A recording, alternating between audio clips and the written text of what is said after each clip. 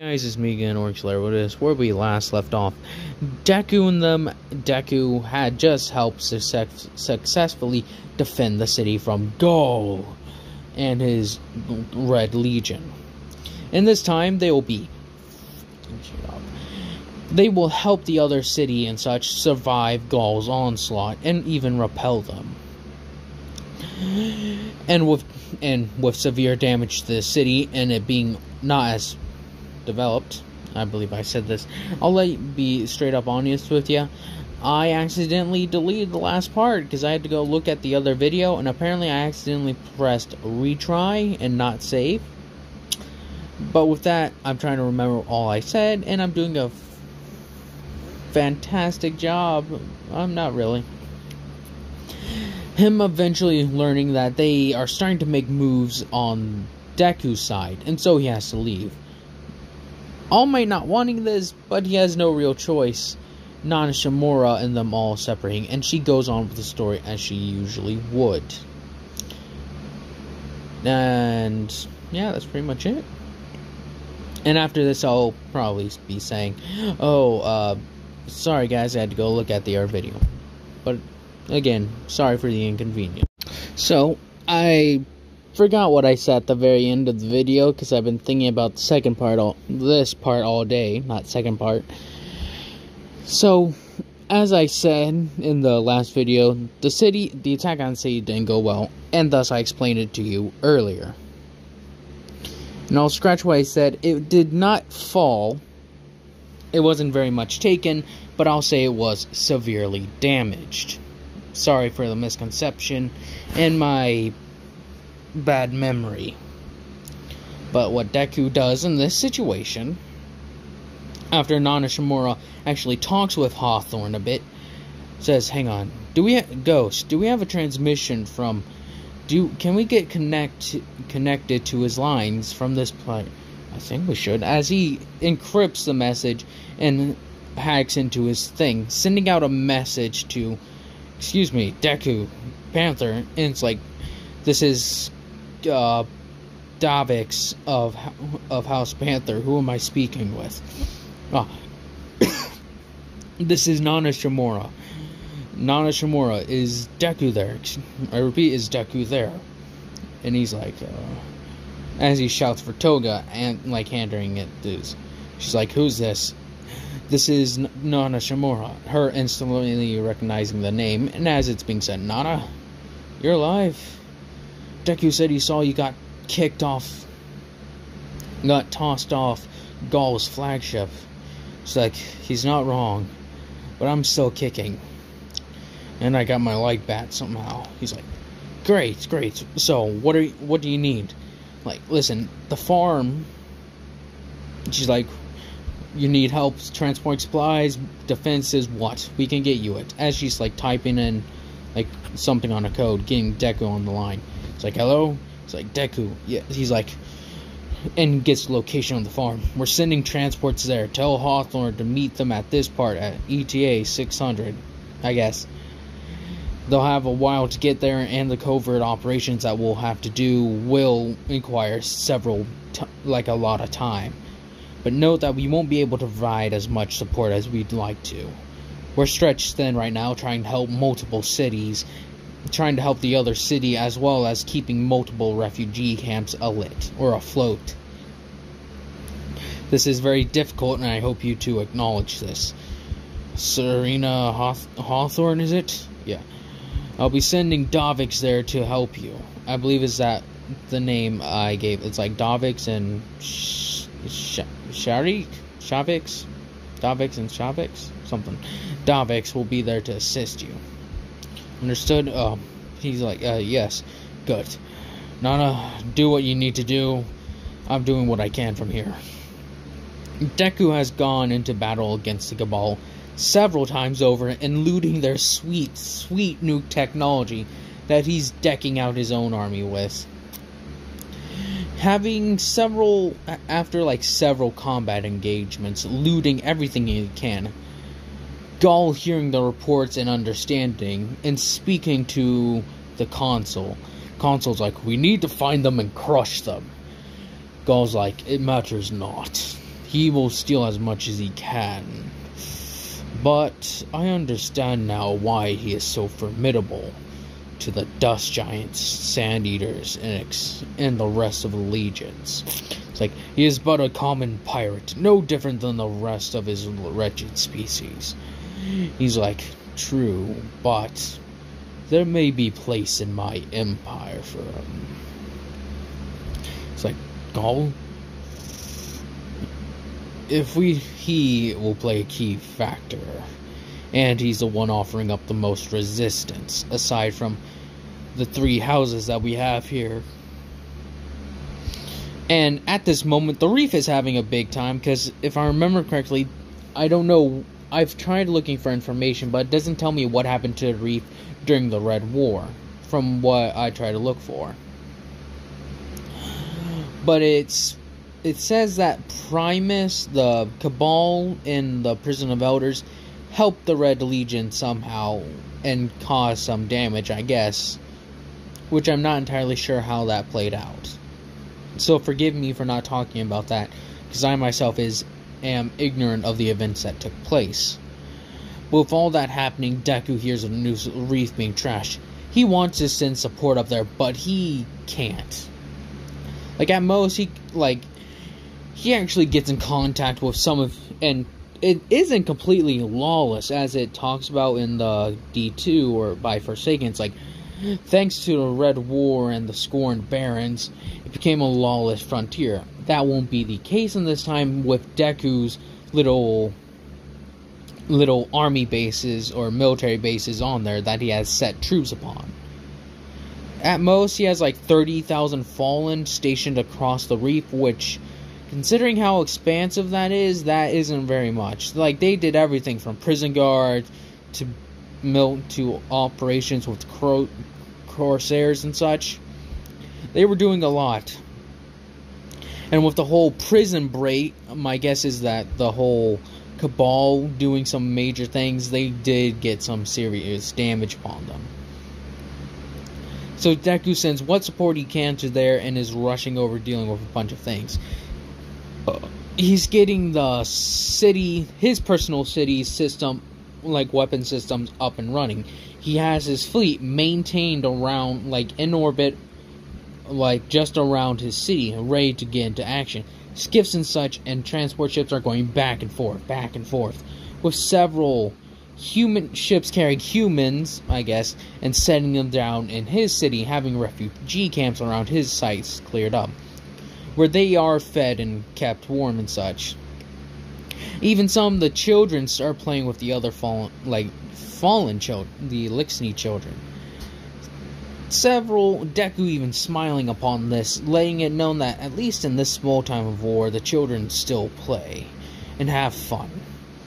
But after acknowledging this, he returns back to his duties, and the children do still have school, but they do run drills such, so that way they can be prepared.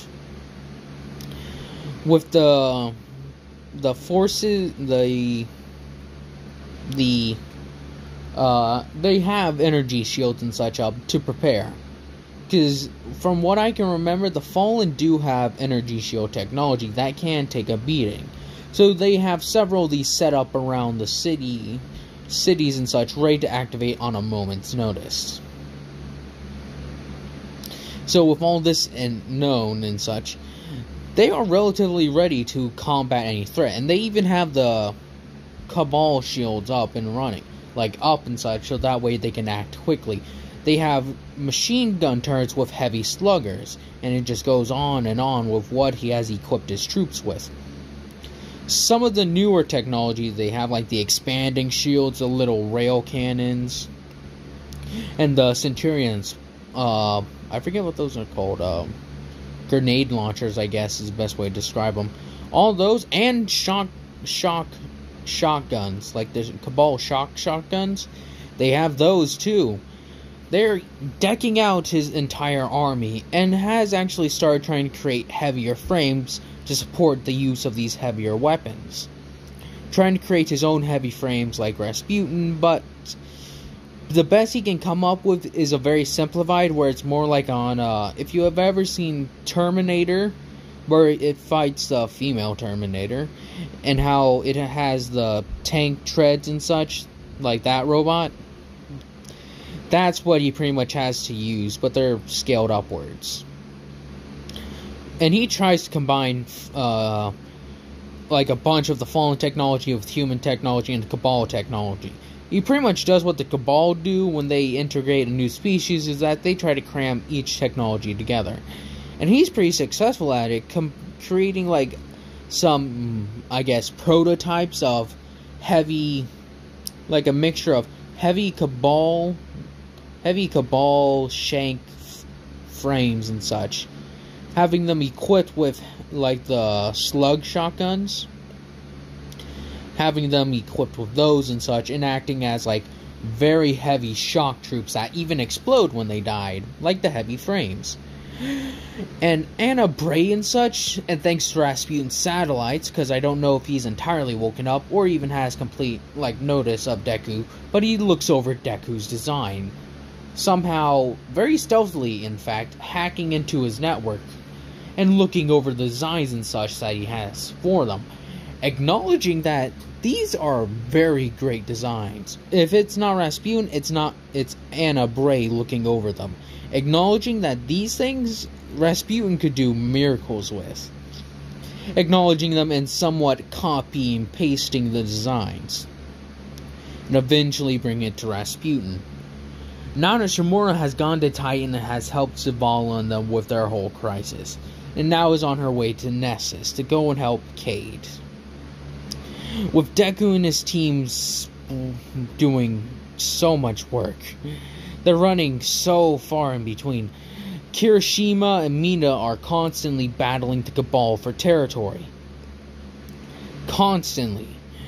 Deku and his team, Deku is keeping orders, flying back and forth, doing multiple trade deals with the House of Dusk, so that way they can get Cabal technology in exchange for more supplies and ships.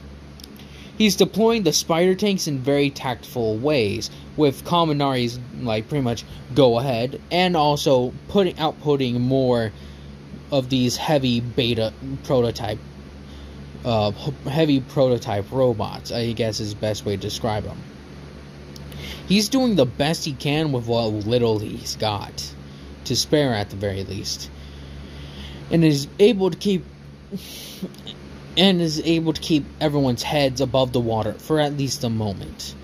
And we cut to like with him looking over the supplies and such, and be like, alright, we're keeping our heads above the water, just barely though.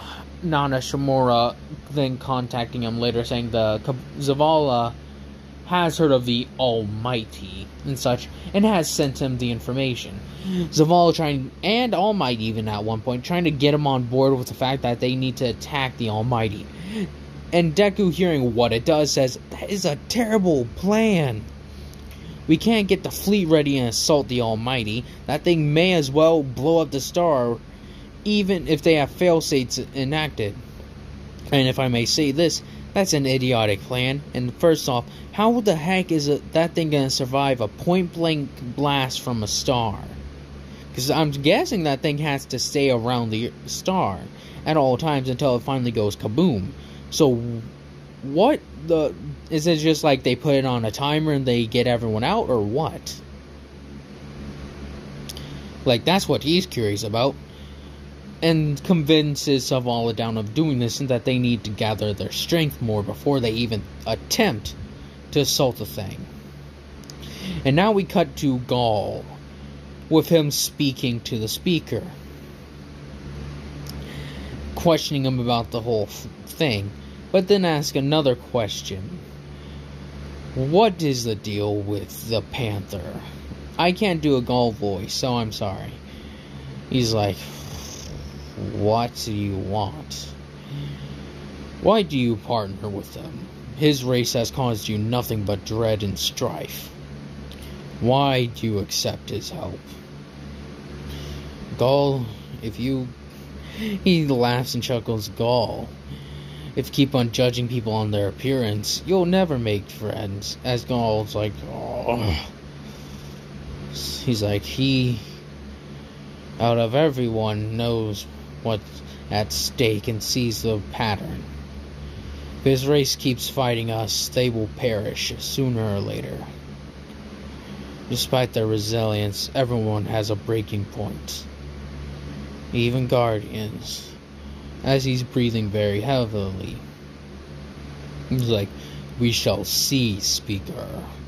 Gaul then redoubling his efforts to try and break Deku's hold on certain areas. But learning Deku's forces are hard as steel. Even if they're shot with the micro rockets at point blank, several of them will keep on going and even kill Cabal in a frenzy sort of way.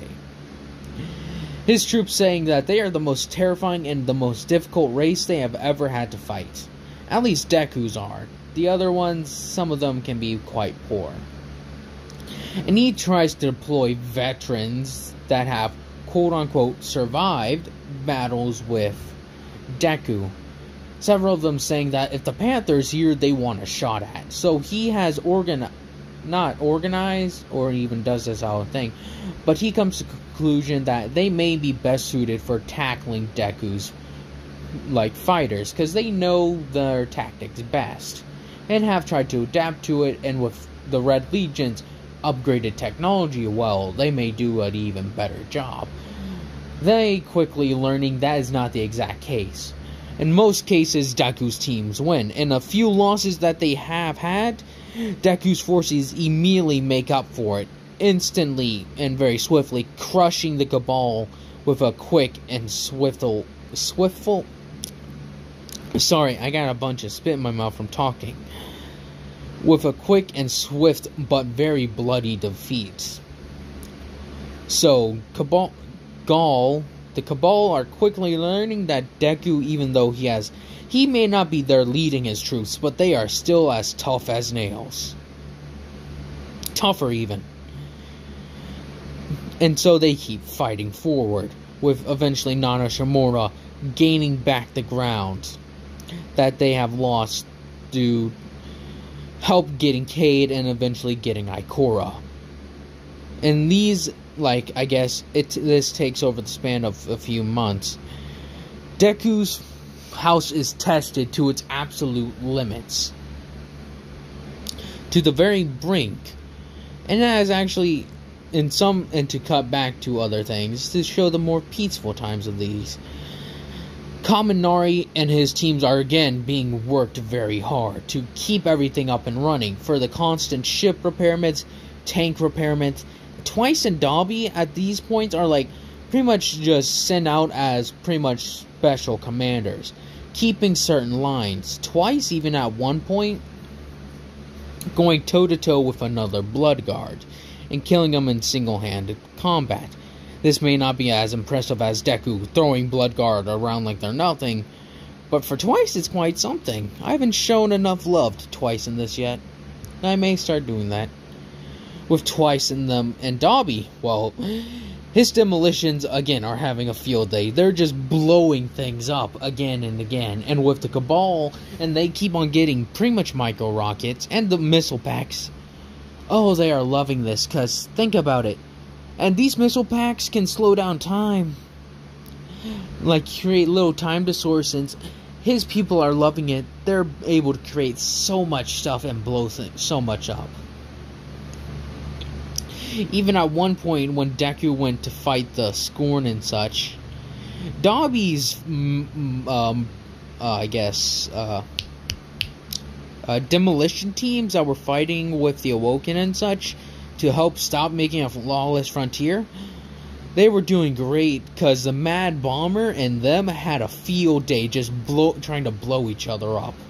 The Mad Bomber coming to have some form of a respect for Dobby's insane, pretty much sappers. None of them are crazy enough to blow themselves up, unlike the Mad Bomber. But they do enjoy blowing things up, too. But as I digress, Deku and his forces are pushed again and again, and they push even harder. Cabal tried to attack, make beachheads at Japan, They quickly learning that the House of the Rising Sun are just as easily dealing with them as Dekus, learning very quickly that they have the exact same level of technology, maybe a little bit below Deku's. And deploying the heavy frames on multiple fronts, they are doing a bang-up job. Pushing these Cabal back and destroying every single beachhead they tried to establish. It is a massacre for the Red Legion. They have never known such defeat in years. Not ever, actually. It's like they have never known defeat. When they meet Deku's Panthers, they have certainly found themselves quite outmatched. Gaul and the console becoming increasingly frustrated with it. Now for the assault on the last safe city. As Nana Shimura disables the weapon, the team start to move in and deal with every situation they can. With Deku's help and such, of course. He wants to be there and see the look on Gaul's face. And as they arrive, it's like, go! With the fleet moving in, ready to strike. And that will be all for this. And I hope y'all have enjoyed this, and I hope y'all have a nice day, nice night, nice life. And I hope y'all will continue to like and watch my vids.